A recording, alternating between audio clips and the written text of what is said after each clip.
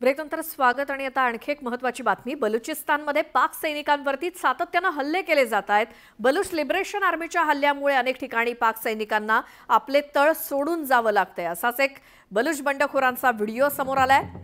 पंजगुर परिसरातील बोनिस्तान भागात बलूच बंडखोरांनी पाक सैनिकांवरती हल्ला केला। या हल्ल्यामध्ये अनेक पाकिस्तानी सैनिक ठार झाल्याची माहिती मिळते।